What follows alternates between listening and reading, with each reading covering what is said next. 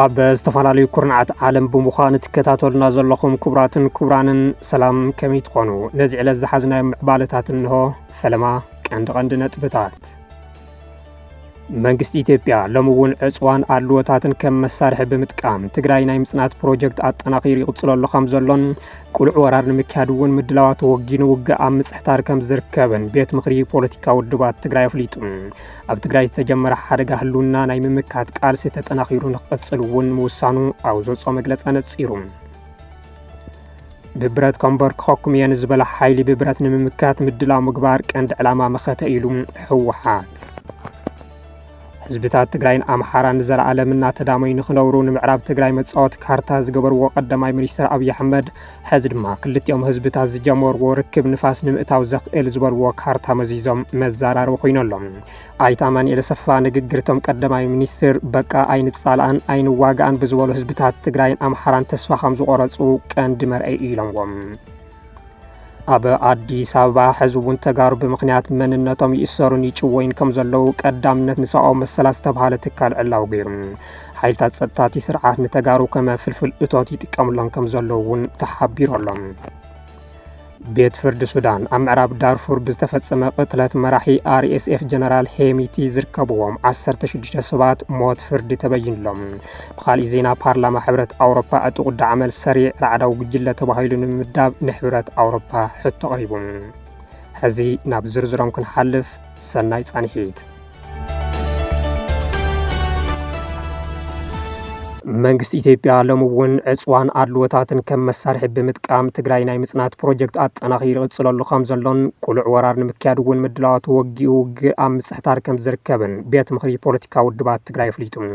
ኣብ ትግራይ ዝተጀመረ ሓደጋ ህልውና ናይ ምምካት ቃልሲ ተጠናኺሩ ንኽቕጽል እውን ምውሳኑ ኣብ ዘውፅኦ መግለጺ ነጺሩ።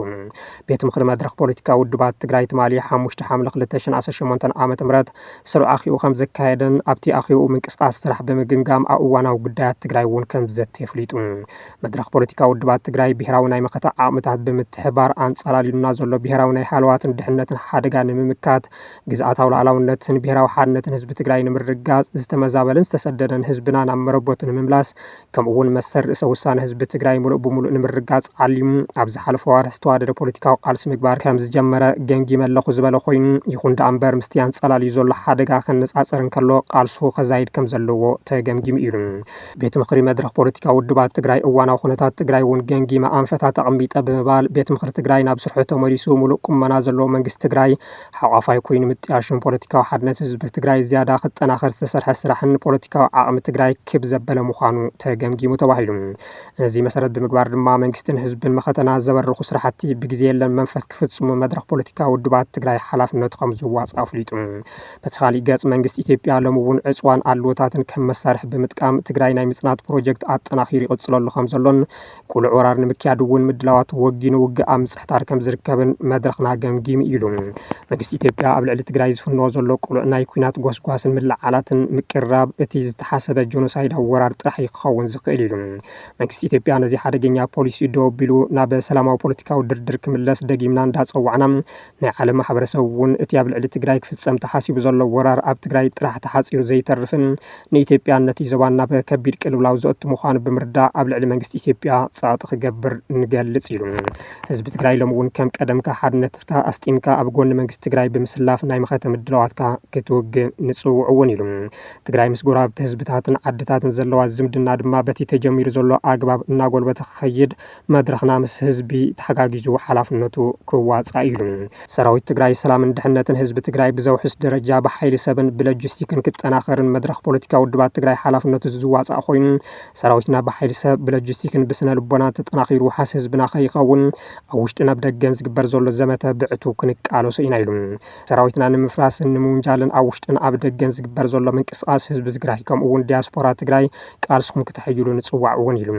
ቤት ምኽሪ ፖለቲካ ውድባት ትግራይ 4 ውድባት ማለት እውን ህወሓት፣ ባይቶና፣ ዓሲምባን ኣኽሱማይ ዋዕላን ዘካተተ ምዃኑ ይፍለጥ።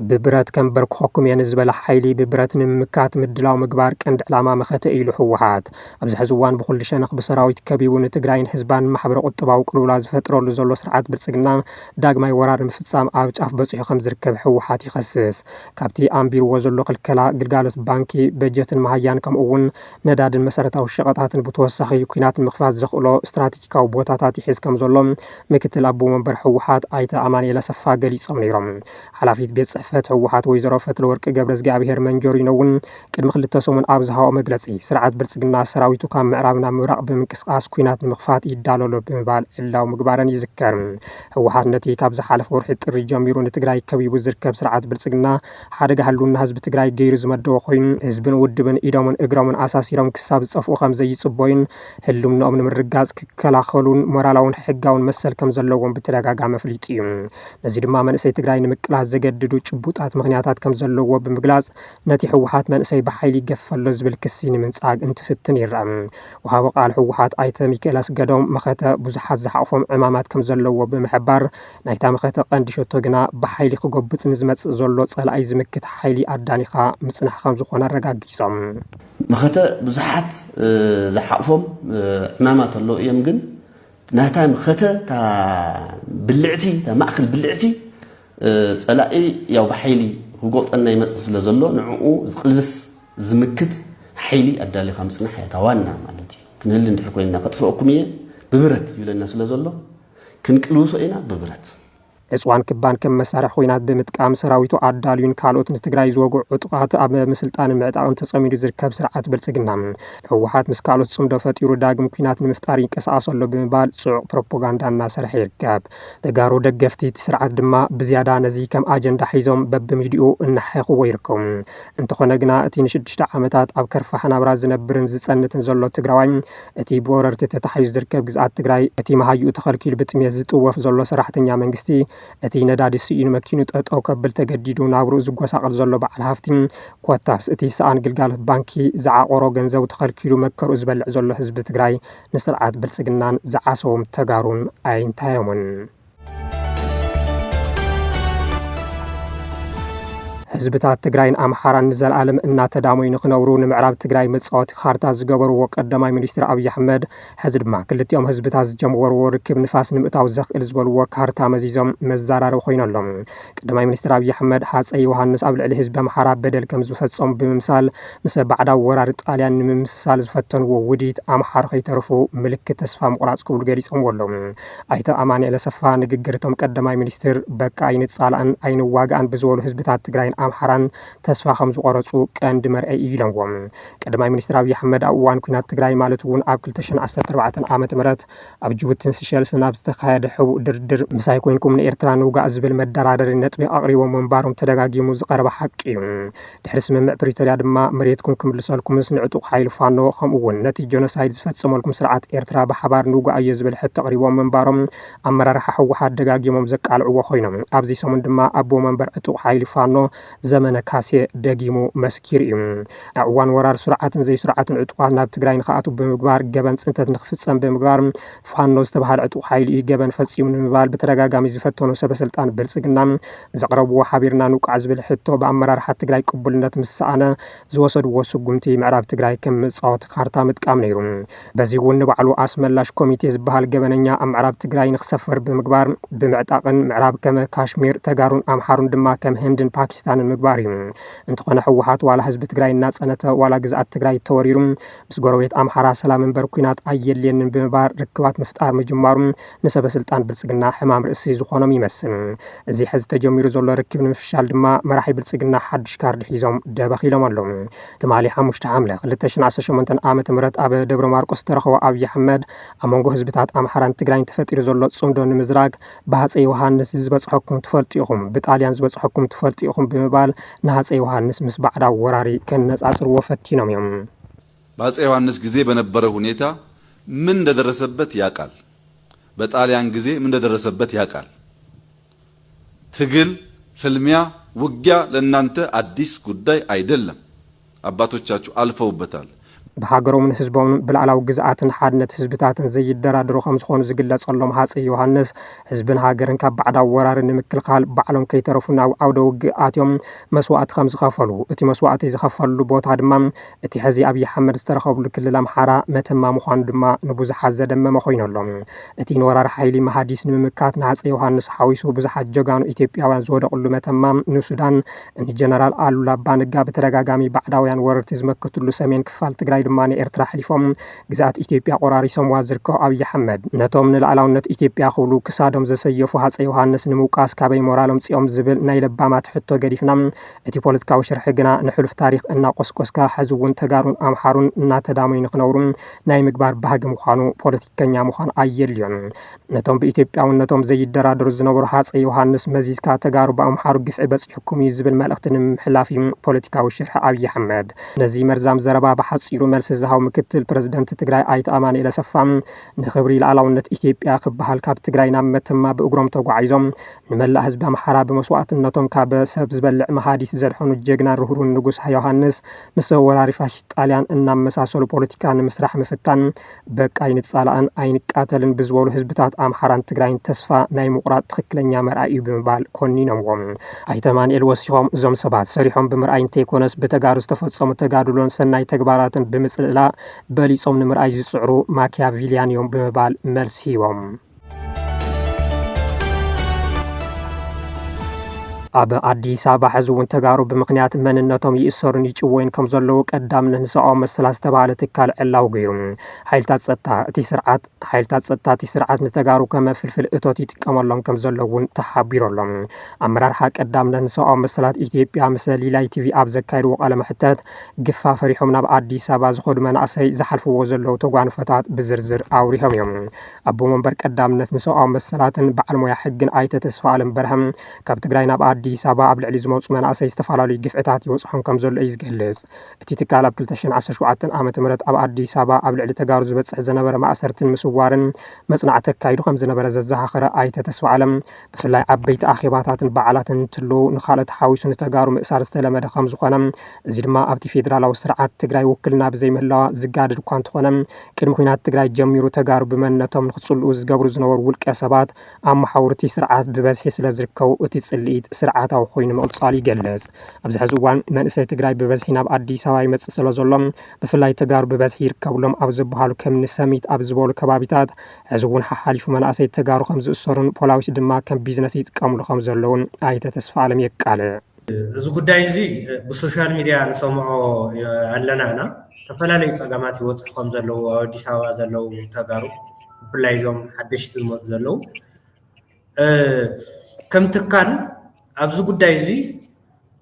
ጽንዓት ይገበርናሉ ገና እዩ ማለት እዩ ይኹን እምበር ልምዲ ኣለና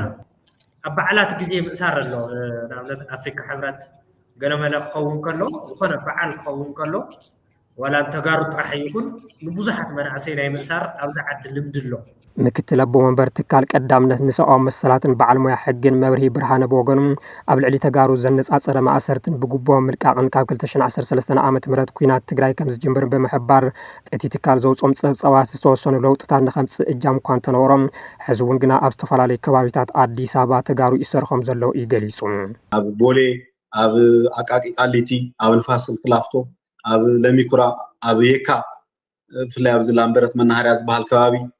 ተጋሩ ይበዝሕ ብለን እየን ዝበሃል ተጋሩ ኤርትራውያን ይበዝሑ ዝበሃሉ ማለት ስለዚ ብሓፈሻ እዚ ከም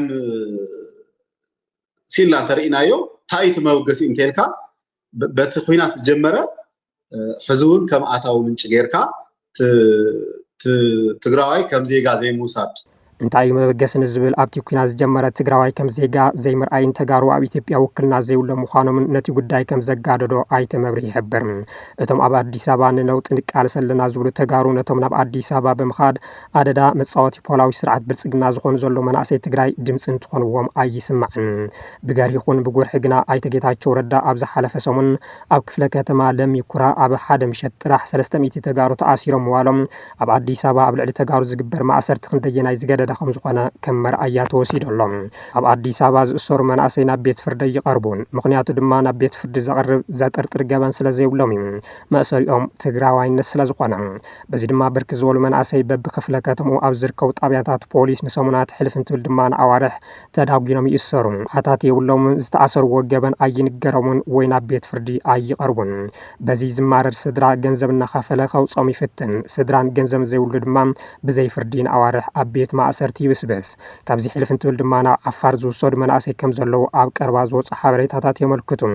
ንንውሕ ዝበለ ሓታት ዘይረኸቡ መናእሰይ ካብቲ ቤት ማእሰርቲ ብምውፃእ ናብ ዓፋር ብምውሳድ ንክስልጡኑን ናብቲ ንባዕሉ ሓይሊ ሰላም ኢሉ ዝፅውዕ ዕጡቕ ሓይሊ ንክፅምበሩ ከም ዝግበሩ ካብ ቤት ማእሰርቲ ወፂኦም ናብ ዓፋር ካብ ዝተወሰዱ መናእሰይ ተረጋጊጹ እዩ